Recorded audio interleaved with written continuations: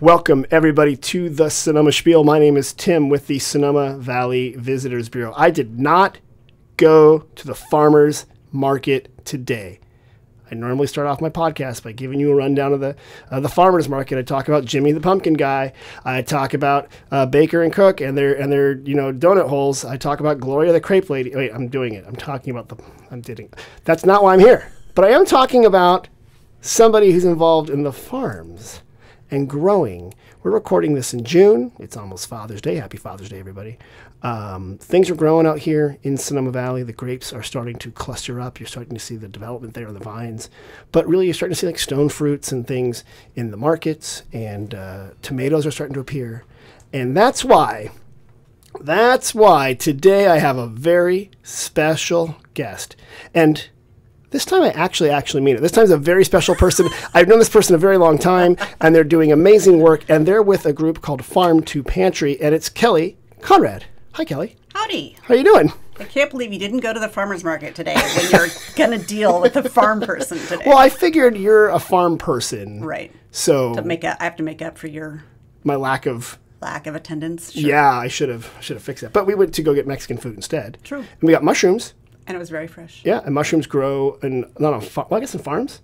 Oh, yeah, we do everywhere. Mushrooms. There's a gentleman out in Sebastopol who we do boxes and boxes of mushrooms and deliver them for free. That guy, the mushroom guy. The gourmet mushrooms. Yeah. It's Mycopia. Have you been to a party at his place? No, but I imagine it's wild. Yeah, he's a real fun guy. Yeah. He's super generous, too. Kelly, before we get into this, what is Farm to Pantry? Who are you? Why are you here? What's going on? Oh, that's a deep question, but it's easier to answer for Farm to Pantry. Okay. We were established in 2008. Okay. Melita Love was kind of walking around and saw a bunch of fruit trees in Healdsburg and with all its fruit rotting on the ground. And she said, there's 1 in 4 of us are hungry in Sonoma County. So why are we having rot that is destroying our environment? Because food breakdown has a lot to do with greenhouse gases. Oh, okay. And so it's like a double-edged sword. It's like we're wasting food that's ruining our environment, and we're wasting food when people are hungry. We could be feeding people. So she started up just kind of with 2 gleaners, and they went around and got fruit from people's backyard that they weren't going to use and brought it to the food pantries. And we've just expanded it ever since. So here we are. I guess it took us 10 years it was before my time, but it took them 10 years to get to 1 million servings of fruits and vegetables. And then I came on in 2020, and of course the need spiked. We got busy meeting the need, and we've been doing 1 million servings a year ever since. So it's like That's incredible. We grew 400%. It was insane. That's amazing. And it's incredibly insane is what it is. And so people understand, what does gleaning mean? That's an interesting Gleaning word. is to gather things bit by bit. And so when a farmer goes through, they'll go through, grab the tomatoes that they know they can easily sell that are ripe now, and then they'll let us go through. So we do everything from a small tree in a backyard that maybe an elderly gentleman can't even get on a ladder or can't harvest anymore. We'll say, what do you want? We'll take this. Or we'll go to farms who have gone through and said, we can't sell anymore. You guys can have the rest. Oh, okay. That's great. So it's still top quality stuff. We don't take any stuff off the ground. That's animal feed. We'll take it and find a home for it. Got it. But what we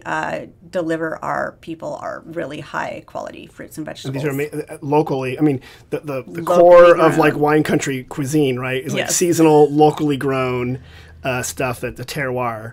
And it's like food justice. I mean, it's farm to fork, but everyone's fork. We glean SingleThread's farm, and it costs $900 to get a table there. Kyle hasn't sent me a text inviting me. So, Kyle, Jesus. Yeah, so SingleThread Farm is, I think it's a Michelin 3-star now or something like that. 3. By the way, it's around the corner from Flaky Cream Donuts. So within a block, you can get Flaky Cream for about $9 and get a full breakfast. Or if you want to get the bends from going the SingleThread Flaky the Cream. culinary bends. Yes. So SingleThread is an amazing, amazing restaurant.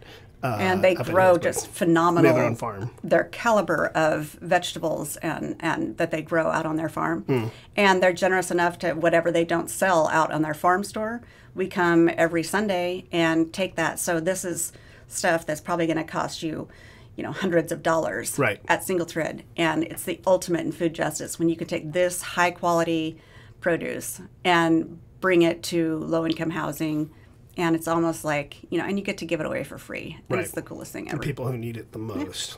Yeah, because they often don't have the good health insurance or whatever. They need this fresh, immunity boosting, locally grown food. We've talked about this before on the podcast, but in America, we don't have the same easy access to fresh fruits and vegetables that we do to like corn and wheat staples, right? A lot of that's Farm Bill and other things that we subsidize. We don't subsidize, tiny bib lettuces or little radishes, carrots, or even like fresh cherries and seasonal fruit as much as we would subsidize, say, rice and sugar and things. So a lot of times that's in our food system and it's very cheap. And if you don't have a lot of money, you're not getting the best calories. Right. You're getting food, but it might not be the best food. Oh, yeah. And having a teenager, 80% of our teenagers' diets are ultra-processed foods.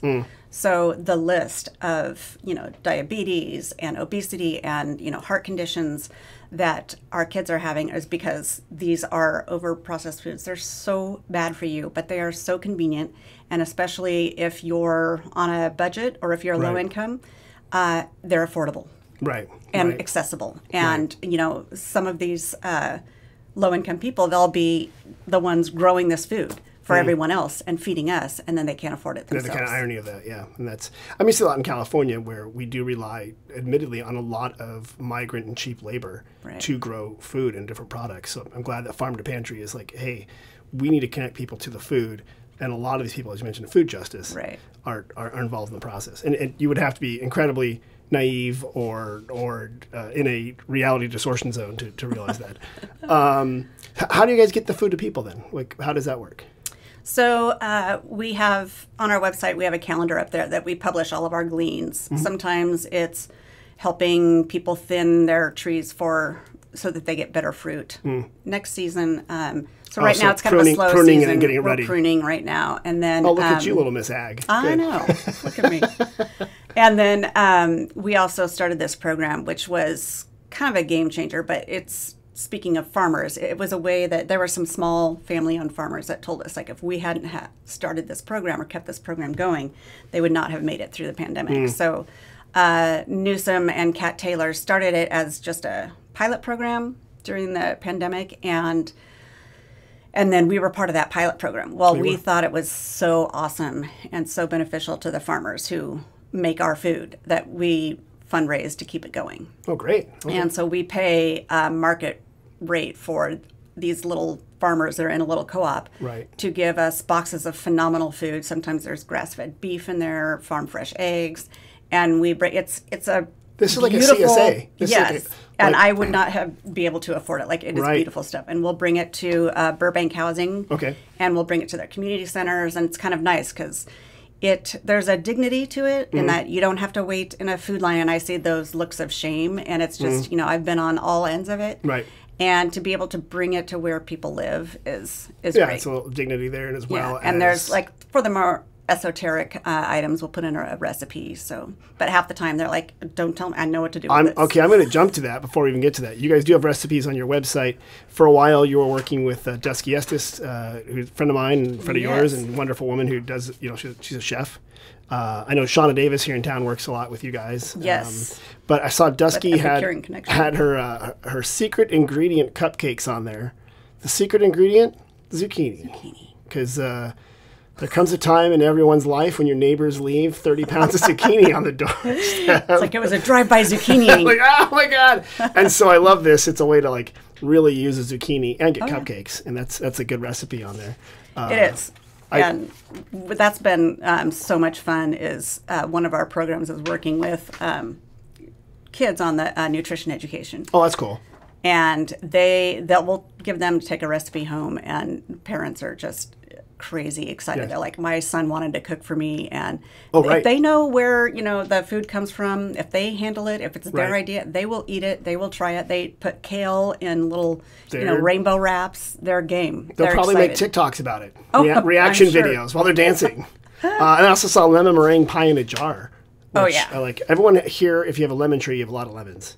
very common thing up here. Yes. So I love that you have these recipes on there and that you're teaching people, you know, not just people who are receiving it, but also people who don't know that here's a chance to cook with all this cool stuff. Yeah. And I was like the kind of the run through for Dusky before we put a whip. I'm like, if it's too many ingredients or it's 2 pages. Well, how much? Okay, so you must be a really good cook. You must cook a lot if you're working for a farm to pantry. No. Okay. I write and I tell a nice story about food.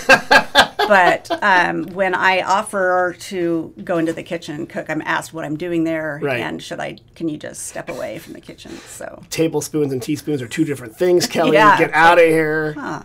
Well, Kelly, so bring it to that. What was your journey to get into farm to pantry? Did you study nutrition science in college, and you grew up on a farm, and is that your story, or how did you end up here? None of that, actually. Yeah? Okay. I grew up in Portland, Oregon. We were surrounded by farmland, but I remember going to outdoor school, which I don't think they have that anymore, but I think they're trying to bring it back. But it was the funnest thing ever. And you would go away for a week, maybe for spring break when I was in maybe 4th grade, and just seeing like where things came from. And again, I kind of had sparked my. This sounds like a very Portland thing. Hold on. Yes. They like throw the kids in the fields. Is this like for re-education, Conrad? Yeah. What are you? And then they leave us there and see if we come out alive. What the fuck? Oh my God! Wait, okay, so you guys go away to a farm? Yeah. Okay. And it was just great. I realized then how much work it is to be a farmer, how early you have to get up. And I realized at a very young age that is not for me. Not going to be working in ag. Okay. And so I have a huge respect for the business. The fact that there's so much unknown and you rely on Mother Nature, and so I love telling their stories. And I don't like the term foodie per much, but it's like I very much appreciate food because I don't cook. Like I appreciate it even more. Right. So yes, I'm just a really good appreciator. Appreciator food. Yes. A food lover. Because when I met you, you were working in the wine business. Yes, 20 years and 2 decades. 2 decades. Yes. And you left, and it's limping along ever since. I know. They're wondering why there's been a downturn. Since Kelly, no longer writing stuff for us. I believe you worked for Gallo and a couple other people there. Do you find that the skills that you learned working in the wine business have translated to farm to pantry marketing and communications? Yes, definitely. Yeah. And in a way that is so, like, as much as I love wine and loved telling stories about wine, because that's really mainly sometimes the difference between the different, grape juices. Right. Is the story behind it. And for me, it was so fulfilling to be able to tell the stories of the people, because oftentimes the shame wrapped up in it, you can't get people to talk to you. And so being able to feel trusted by the community that we serve. And so now we've shown that we can do numbers, right? You said 1 million servings a year. 1 million servings a year. And so now we just want to become more of a part of the community that we serve, rather than just like having these auctions where people with the means, have this great party, and then we want to bring those, we don't want to reinforce those divides. We kind of want to move farm to pantry along the continuum of maybe not so much being in the philanthropic model, but more, I don't know, something like giving the people the tools to feed themselves, or, land equity. So we have a piece of land. It's in Healdsburg and Gores. It's a county plot of land, and so he gave it to us. The Supervisor Gore from Northern Sonoma County. Okay. Right. And so we did a community garden there, and there's people that live in these low-income apartments nearby. There's no land there they are expert farmers. Right. They know how to grow stuff. They have no place to do so. They have no place to grow stuff. This is for them. That's cool. So it's like a community garden. Right. So we're giving them the tools to, it's a community garden for the people in need. It's their land. They told us what they wanted to grow. They take care of it, and they will harvest it. That's good. That's very good. Now, I know you guys have farming spots all around Sonoma County. You've got some down here in Sonoma Valley, I believe. We do. Is there a farm that people are growing stuff now around here, somewhere nearby? Or yes. We are, Haystack Farm is a huge supporter of ours. They have dedicated quite a bit of land just to food for us. Oh, that's great. So we come and help them glean that, and we take it around to all of the people in need around here, low-income housing around here. Adele Middle School has an after-school program that we provide fresh fruits and vegetables for. Okay. And so, yes, we're down here in Sonoma quite a bit. We probably do 30% of our business here. So it's a real part of what they call the food shed, right? The local region here and stuff. Exactly. And then if sometimes people come here and they want to volunteer, right? Like volunteerism, or a group is coming and they want to do something. I want to travel kindly. I know, travel kindly. I know. There's always, every 5 years, some marketing person comes up with a new term. Do you guys have those kind of chances if you have like 3 or 4 or 5 people and they want to do something? Can they get involved? Definitely. We've had it. It's actually a really great opportunity for families because you come to wine country with kids, there's not a whole lot to do. I mean, Traintown, that's only a couple. You used to live here. You know Traintown. Yeah. But this way Plaza, you can take the whole family out. You know, it's usually from 9 to 11 in the morning. You get to see really beautiful properties that you would never see just on a winery tour, or, you know, these are private landscapes. I got to say, we normally do not encourage people to go onto private property and just start picking stuff. No, with you. No matter how beautiful it is. You have to be with us. So the chances, this is what you're to see a beautiful farm. Right. And people here do know how to garden. I mean, it's a competitive blood sport up here, so people don't mess around with that. And no, and they have something like a gentleman here grows kiwis in a greenhouse. So I was at an event the other day tabling, and I had kiwi, and I was like, this is all locally grown. And they're like, no, it's kiwi. I'm like, trust me. Yeah. It was locally grown. So here. People get experimental here too. And so, yeah, it's kind of nice to like have the whole family to see beautiful spots that you wouldn't normally see. And also, it's such an immediate kind of gratification thing. You get to harvest the food, you know, from the tree that day, or get your knees in the soils, and then actually know that it gets delivered to someone, you know, who's fighting food insecurity that day. So it's like you get to see the full circle, and then the rest of the day of indulgence feels better. That's right. You're like, this isn't so bad going to the spa now. Yeah, we're doing this right. What is your favorite thing to harvest? What is the thing you do not like harvesting? Oh my gosh. Well, I love harvesting everything for the first half an hour. When the caffeine is still in your system. Yes. And the air is cool. Right. And you're using your. Oh, do you guys have those cool little sticks? We have those pickers. The pickers? Yeah. Those little claws in the basket? It's got the claws in the basket, and the apples fall down into it, and it's really cool. There's people really good at that. They can kind of like pick it and catch it. Yes. And they put a little like foam in the bottom. Yes. I tried that with plums, and I end up with like making plum wine accidentally just all over myself. Yeah, it's just like a massacre. Like, what happened to you today? So you like picking anything for 30 minutes. Right, and then like you get the crook in your neck, and you're tired of looking up. It is hard to look back on those big trees. It is. Yeah, and then I know when you're on the ground, like picking strawberries or something like that. That's and when you're hunched over, it's, you know, my absolute favorite though is picking raspberries. It's my favorite fruit. You don't pick them. You eat them all. You eat them there all. are some that make it into the little box that I take home to my kids. I will tell you this. We have had raspberries in my backyard for about 14 years now.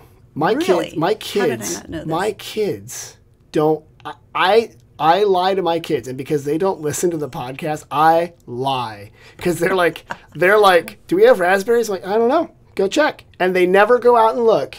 So they think our raspberries don't produce. I just go out there and eat raspberries. Yeah. When I need like alone time for my family, I'm like, I'll just eat raspberries. And then I'll bring some to my wife. I do that. But my kids, good like, therapy. My daughter caught me. She's like, where'd you get those raspberries? I'm like, I don't know what it is. Walk to the corner of the yard. They're so delicious right off. They're so good. They really are. And like, I don't like buying them. You know, we are so in the, you know, mentality of just having everything at our fingertips at every time in the grocery store. And so the seasonal stuff has really, like before, I didn't even know what grew in what season. Right. Because I was just used it's always to there. You can get raspberries year round, but like they could be from like halfway around the world. Yeah. So now I'm starting to pay attention. Like, it's like to know when I get locally harvested food and get it delivered that day, I know how fresh it tastes. I know how good it is now. So now I pay attention to where is it from? How far is it? You know, even some of our kids are getting fed apples from Washington for their school lunches because of government contracts. I'm like, we have Sebastopol here. We were famous for in our West County, the Gravenstein apples. And it's so funny. And like I love seeing, there's been a movement, I'd say in the last maybe 25 years, to like school gardens and bringing back home ec, but it's home ec in the sense of like learning about gardening and cooking. Right. Like the high school here has a cooking program. Windsor has one. I think Healdsburg has one. Yep. They all have farming programs that, you know, this food matters, but also it tastes so much better. Like those apples, and nothing wrong with Oregon and Washington. They're lovely places. Thank you. But when you have an apple out of season, it's been held in a warehouse. Yeah. It kind of just like paste. Yeah, it's mushy. It's mushy. And then you eat a fresh apple off the tree from like right around the corner. And it cleans your teeth. And you're like, this is amazing. And you see why your grandparents were so excited about like fresh apple season. Right. And that's just, you know, the way it is. It's a game changer. And I'm a super texture freak. So things have to be like really, like with tomatoes, with anything like I said, I'm a food, so I don't know how to grow them the way that I like them, but I know when I taste them when it's like perfect. And that's a small window. So you can't be messing around trucking the stuff everywhere. No, you gotta have the perfect stuff. And that's what you do. Yeah. Do you guys have a big garden at your house? I do. I'm not allowed to touch it, but my husband and daughter, like Katie said, I was like, I just watered your tomatoes. She's like, don't do that. I'm dry farming them. That's right. I'm like, oh, so I thought I was doing her a favor, and now she's so mad. She said dry farming for real? That's a kid that goes to ag school. Is that the kid at Cal Poly? Yeah. Yeah, so go Mustangs. That's what she does. Little ag babies. She's doing. Okay, you've done farm to pantry. You've done the wine business. What else have you done that's good? Like Kelly, like, you're an amazing person. I want to tell you this. You write the best letters. I want to tell you this. You used to write these letters that you would write, and they were phenomenal. And you are a very good writer. And you're still a good writer. I know you are. I have to say, I have started one for the last 2 years, and I haven't written one in best kind. For a long time. Because it's perfect in your head. Yeah. Well, and plus, it started out as just kind of a joke to those, letters. It's like, oh, my son got the, gold star in this. And I was just like, oh, well, mine, just got out of jail. And, the husband and I are totally going, at it. Right, the Christmas letter parody. Irritating each other. Right. So I wanted to give a real picture of our family. But the last couple of years have been just too real. Yeah. For me to actually make it funny. Gotcha. But, there's a draft. It's still out there? Okay, it's my number one favorite coping skill. And, I was told you can't make a joke out of everything. I'm like, please don't take that away from me. Yeah, no, you can. You can. Because life, when you're given an absurd situation, you can cry or you can laugh. Yeah. And it's okay to do both, right? And sometimes at the same time. At the same time, yeah, that's the kind of way he's been through it. And, you've been through a lot of journeys, Kelly, so that's the important thing. I have. I just, one thing that I've never really, I feel like I've woken up in a way, going from profit to nonprofit. Like, there are things that go on that I never knew about before. And paying attention is rough sometimes. And I am seeing, I saw the glossy side of wine country, working on the wine side, and there's a whole underbelly that makes it work. And these, it's crazy that these people aren't going to be able to afford to live here much longer. And this is not a job. Farming is not a job you can do remotely. Right. You so, be here we're taking we work with undocumented families. Their kids were all born here. They were not. So we're getting their kids, trying to get them employed. We're doing like a kind of youth development program right now. Oh, really? So we're really, really expanding to try, like I said, go deeper with the families and get in with the community to make more of a difference. Because feeding people has never solved hunger. We've been doing that for centuries. It has never solved hunger, and it never will, because it's, it's poverty. It's the divide. It's kind of intrinsic in our system. So I've realized, though, I love what I do, but I also, not very much, but I do get paid for it. So I'm trying to search now for a way I can give back in a way that's really, truly volunteer time. So, that's interesting to balance your life like that, because you're just like, wait, but you do this all the time. I'm like, yes, but it feels different when it's your job. When you're giving it, yeah. Right. So you give the time. Well, I do know, just speaking on the housing issue, and I was speaking with someone earlier, tourism in the industry we do have a problem that there's not enough housing. I think it's a problem everywhere, but especially in California, it's very acute. And we built houses until about 1985, and then we're like, okay, we're done. Yeah. And it hasn't been working out. Time to move to Boise, Idaho. Right, exactly. So it's just like I think people are really starting to very vociferously advocate. You know, we don't have to build in the same fashion that we did, Right. but people should be able to access housing. They should be able to access food. Right. And we can't set the system up to a certain point and then make it too hard. Right. Right. There's got to be some equitable things put in place where it's like, yes, we need you here to make this work. Yeah. So let's make everyone feel welcome and make it, easy for them. Not even easy, but just possible. Right. To do it. Like you said, equitable, just. Yeah. Right? That's the whole thing. That was going to be the name of the garden in my mind. It was like, it's just a just garden. A just garden? Yeah, no one else went for it. But, it was like, just. It was already in your head. You're like, this is perfect. It's going to be so beautiful. I have the sign, and the farmers were like, yeah, Kelly, whatever. That's what's there. Yeah. So you also work with chefs. I got to mention that. We mentioned Dusky before. Shauna Davis here with Epicurean Connection is in Sonoma. Do you find chefs that are like, hey, we're going to help you with some recipes or help you with some classes? Or how are you working with the food scene here in Sonoma? It's really great because the chefs, we have so many high-profile chefs around here, and they're really generous with their time.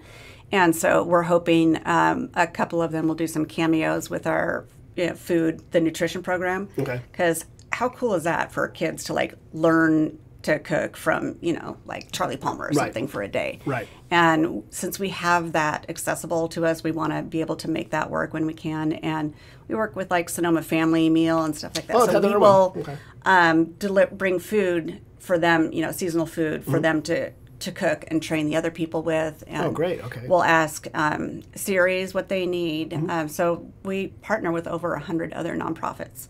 Kind of so providing the it's food like side for we're them. able to, we got so much foods and so many access to so many farms and backyards that we've had to find homes for it all. Oh, okay.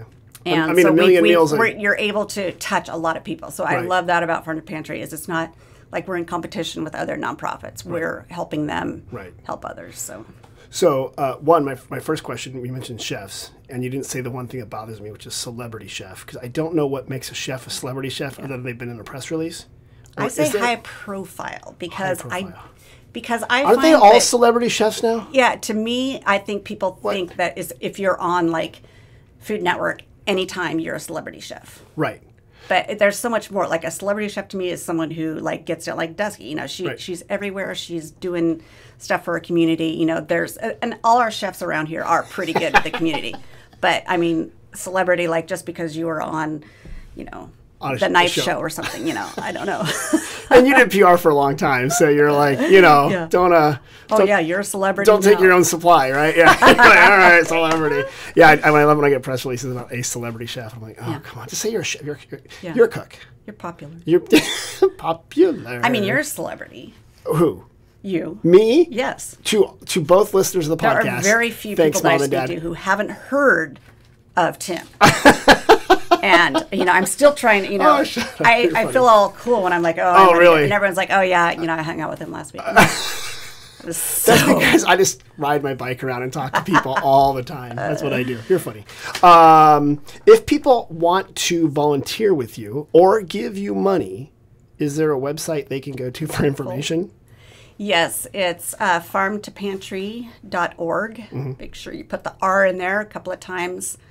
We did Farm to Panty, and that's completely different. You might want to check your social media. That's like dropping the L in the public library, right? It always happens. It always happens. And it's easy mistake, but anyway, completely different website. Farm2pantry.org. Right. And you just click on there. It has our schedule. It's updated constantly, so you can just pick a time that works with your schedule and just click so it if you're visiting and you want to go do it, if you live here, you can go do it. Yep. If I have a tree, let's say I have a Santa Rosa plum tree, and it's a beast, and 1 year it gives you nothing, and the next year it just like attacks you with plums. Throws you. Exactly. Can I sign up to have that gleaned? Yeah. There's just a button that says growers, gleaners, givers. Okay. So if you're a grower, just say, hey, come deal with this tree. If you're a gleaner, you just click on that and sign up for whatever you want to glean, and it can be, say, I'm bringing 4 people, I'm bringing my whole family. Okay. And then if you're a giver, you just click on that, and you can get any little bit counts. Do I need to have my own Falco pruners, or do you guys provide equipment? No, we get all the equipment, everything you need. You just show up. Okay. Be ready to have a crick in your neck if you're doing the after 35 minutes. I'm working on, for people who drive food around from us, we give gas cards. I'm working on possible massages for people who chiropractor or whatever. That'd be a smart idea. I know. You could do it. And then again, people can just volunteer. They can they can also donate, right? Yep. Okay. So like if you're listening to this podcast, one of the third listener, and you're sitting on a pile of cash, and you're like, I want to help food insecurity, I could donate to farmtopantry.com. Yes. Remember and that? again, you get to touch so many people with that money because we're in touch with 100 other nonprofits. You're fighting food insecurity, but there's also a land equity piece and the environmental piece. And the Just Garden. The Just Garden. You're not getting away because you've worked in the wine industry a while. You've worked up here in tangentially to the hospitality. Yep. You used to, I don't even remember this, when we used to do Taste of Sonoma, this big event at McMurray Ranch. Mm-hmm. You got me past like the secret spot, and you got me into like the secret gallows sanctorum right there. And you're like, come here. You were like wearing a gingham dress, and you're like, come on. And I'm like, oh my gosh. The old VIP backyard. It was amazing over there, right? So the reason why I'm priming that is because I know that you know a lot about wine country and visiting Northern California. Yes. And, we have 2 visitor centers, and we get a lot of questions. Okay. And so, Kelly, you're going to help us out in a segment we call We Get Questions. God. And I never get out anymore, so I'm going to fail. No, you're going to be great at this. You're going to do great. Okay. You've been through a lot. This is easy. This is easy, Kelly. Yeah, Sonoma Valley. Ready? First question. What is the difference between a tasting room and a winery? Oh, I know that. A tasting room is where they give you samples. Usually it's just kind of they have a place where you can exchange, you can buy swag, you can buy the bottles, you can, a tasting room is more like a marketplace for the winery. The winery is where they turn grapes into this beautiful thing called wine. Boom, you're right. Okay. A winery. Not all wineries have tasting rooms. Right. And not all tasting rooms. A tasting room should have a winery, but often they don't. And some, like, for example, I like the way you put that, right? Because a vineyard's a whole other thing. Right. That's where they grow grapes. A winery is where they convert grapes into wine, and they will often, but not always, have a place to taste that wine. Right. However, maybe it's way up in the middle of nowhere. When you work for Gallo, I think you guys had something up on Moon Mountain or something like that. It was just way up there. And no one can go up there. So you might bring the wine down and have it in town, like in Sonoma, they have a tasting room, right? Which is maybe in an old sock shop that they've converted into a tasting place, right? And they are now they'll often have records in there. You can bring your own record in and play it. Like they've transformed tasting rooms to try to do anything to make them different. Right. They got pickleball. They got bocce. they got darts, which is probably not a good idea. But so they've got all these different things. So tasting room, taste the wine. You can buy stuff too. Got to buy the merch. Yeah, I hate shopping, so when I worked in the wine industry for 20 years, all I had was logoed winery stuff. Oh, if it wasn't for logo wear, people in the wine and travel business would be naked. Yeah, they would need to go to Farm to Pantry because they'd have no underwear. You need to shop somewhere other than a tasting room. No. I'm like, it's just where I am. So it's right there, hon. Yeah. Okay, good. Here's another question. Hey, my daughter is getting married in Sonoma. Congratulations. The day after the wedding, we would like to have bagels and coffee for friends on the Sonoma Plaza. Are we allowed to do that? How big is your wedding? I mean, question. I mean, if it's a really small gathering of relatives, I would think yes. You're right. Absolutely. There is if you have 350 of your closest friends, you might need a permit. I don't know. You might, but if it's we are a very pro bagels and coffee on the Plaza people here. Excellent. You can and they can be any pastry. As a matter of fact, they can be croissants if you want. They can be non-bread. Yes. So you can bring whatever you want. You can hang out in the Plaza. my recommendation is if it's small enough, just get there early, have some coffee, and just chill. If it's a lot of people, like 300, one, I thought you did it at the wedding, so the next day, just no one's. You gotta shake those people in. That's right. Let them You've go had see your stuff. share, all right. But you could reserve the spot if it's bigger, and that goes for almost every park in Sonoma We County. did our AmeriCorps down here in the Sonoma Plaza. We have an AmeriCorps and a Grizzly Corps come and help us out for about 9 months. Okay. And we did their little party down here in the Sonoma Plaza, and we had cake, and there was probably 15 of us, and no one gave us trouble. They did not. Yeah. What's Grizzly Corps? It's a little bit more hardcore than AmeriCorps. They're more about the environment. They're like big beards and flannels. They're like, we don't sleep inside. Yeah. For the Grizzly Corps. Okay, I didn't know about the Grizzly Corps. Yeah. It's really called the Grizzly Corps. It is. That's fantastic. What's the Portland one called? Like I don't know. Patchouli Corps. Okay. Yeah, totally. They're doing that. Here's a good one. Someone asked, what is a wine slushie and where can I get one? I have not tried one, but I know you can get them at Chateau Diana. I don't know if they serve them all the time, but we glean their property. They have a nice little potato plot up there, and so we get potatoes from them. They have a potato plot up there in Healdsburg? Okay. So you might even be able to get a spare potato on the way out, too. I would just like a hash brown. Yes, they have the wine slushies. slushie. I've seen slushie machines at events now too. Yes, it's a big thing. So so wine slushie is basically like an icy or whatever you want to call it. It's ice slushie with wine in it that's chilled and made into like almost like a dessert ice cream thing. Yeah, it's really, really like on a really hot day. Right. When you don't necessarily feel like a big, rich, velvety red, heavy red. Right. The wine slushie I can see would be appealing. So here in Sonoma, City of Sonoma, Cy Champagne Lounge has slushies and La Prenda Tasting Room. Okay. And I think some different places like Annaba has some as well. So you're right. Okay. And you can rent one. You can rent a wine. And it does get hot here in Winecraft. And you know what?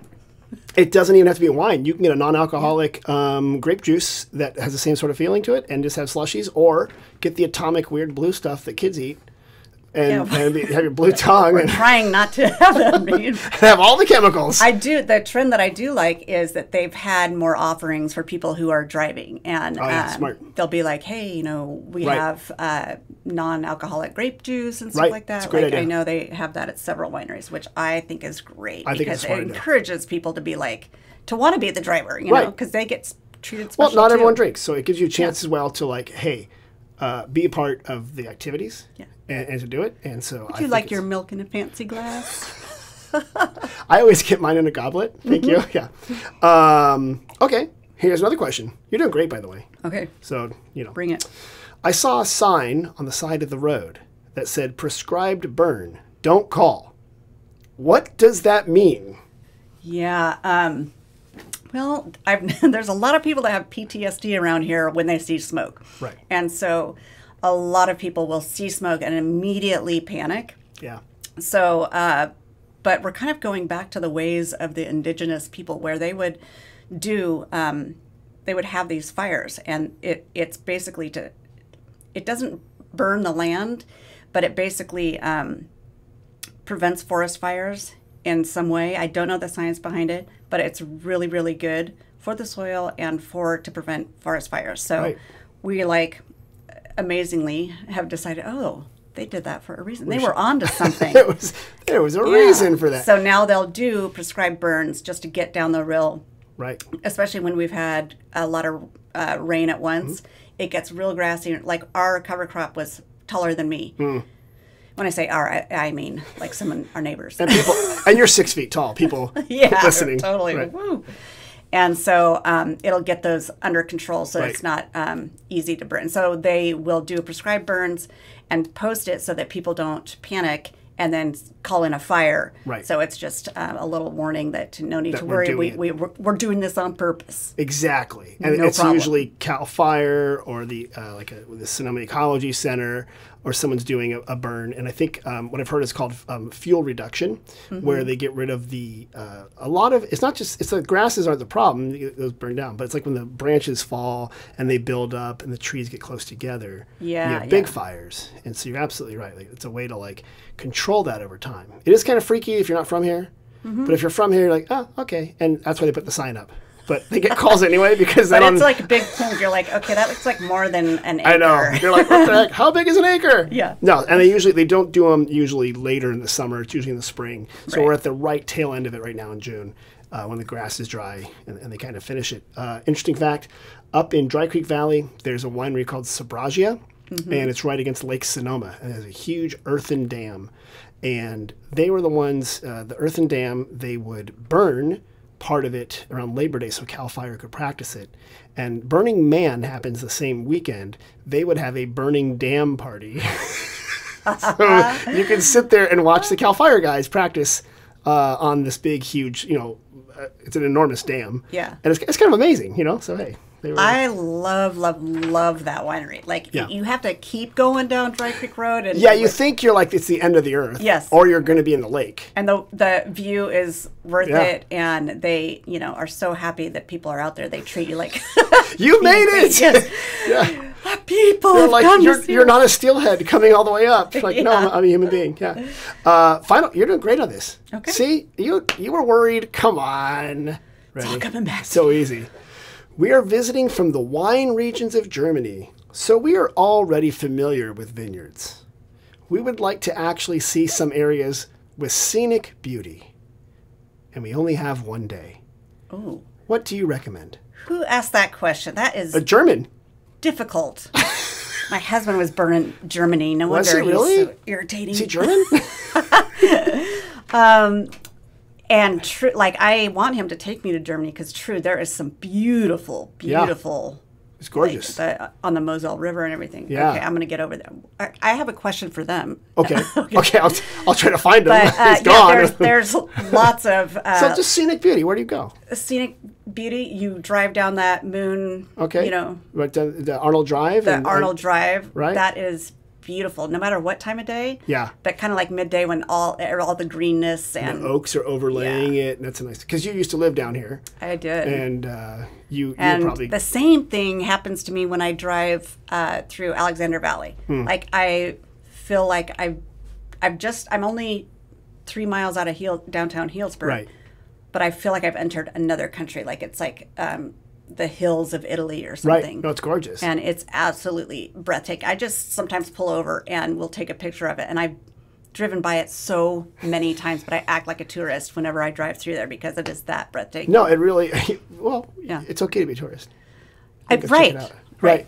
And we act like tourists because, we know how beautiful it is here. No, we can't take it for granted. It's like so stunning. And so you're right. I would say just get in the car.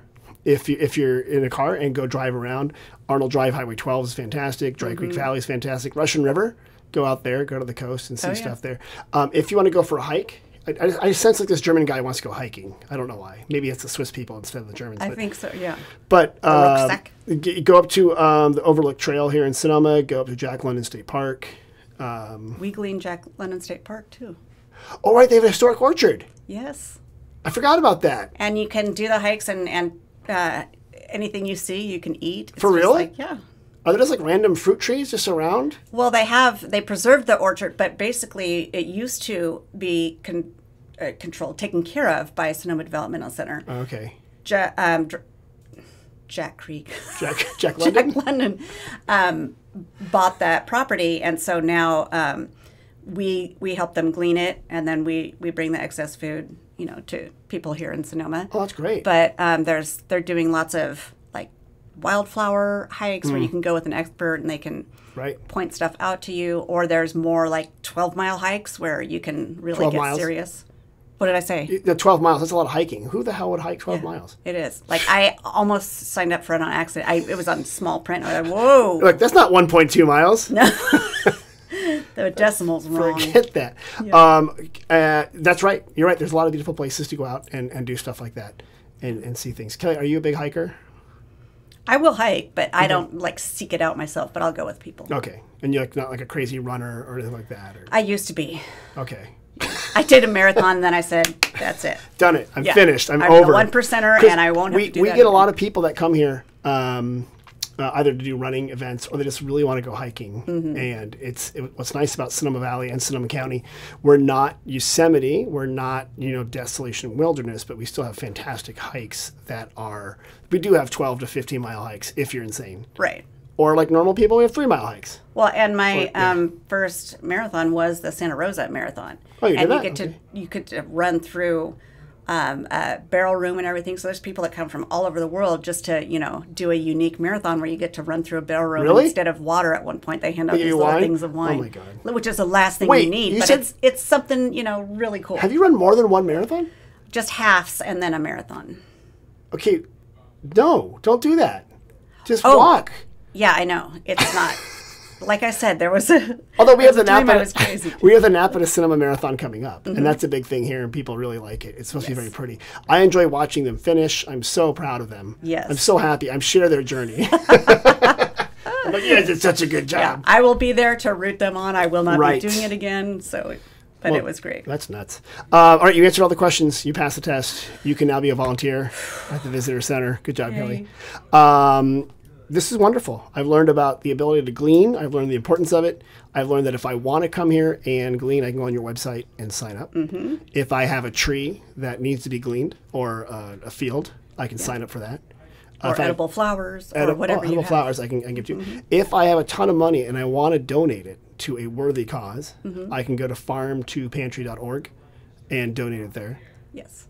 Did I forget? Or like, I like the buying the Golden State. We partnered up with Golden State Cider because we had 50,000 pounds of apples, and no matter how food insecure you are, at some point you're like, mercy on the apples, all right? That's a lot of apples. Right. So they made a cider for us at Golden State, and Really? it's called Farms to Cider. And so if you buy one of those, a portion of that goes to Farm to Pantry. So I that's like great. that when you may not have a ton of money to give out dollars to Farm Right. to Pantry, but you may be able to go have a cider And it supports feel you good guys. about it. Yeah. Is that for sale in local stores? It is only for sale at their tap room in the Barlow. Okay, it's Sebastopol. Good to know. Farms. Wait, what's it called? Farms to Cider. Farms to Cider. Okay, good. So, And it's like a bunch of local apple orchards and local people and probably people that visited and came to, we got apples from Martinelli, so it's good stuff. good stuff there. All right. Well, Kelly, you've been wonderful. I told you I'm not going to keep you long because I know you've got to go out and attack a tree with do some pruning and stuff like that. Kelly, you've been great at this. Remind me one more time that website in case people want more information. Farm2 Pantry, PANTRY.org. For all the information, sign up to Glean. If you've got a corporate group, you can sign up there and have a good time there. So, Kelly, thank you so much for coming. Thanks for having me. Remind everybody else, after you've gone to Farm to Pantry and learned more about it and you want to learn more about Sonoma Valley, go to sonomavalley.com for deals, special offers, events, and our new tasting pass. And reminding you that Broadway in Sonoma is starting. So those concerts will be happening here starting in June, July, August, and September. Find more information about that. Mom and Dad, thanks for listening. Dad, happy Father's Day. We'll see you guys next week.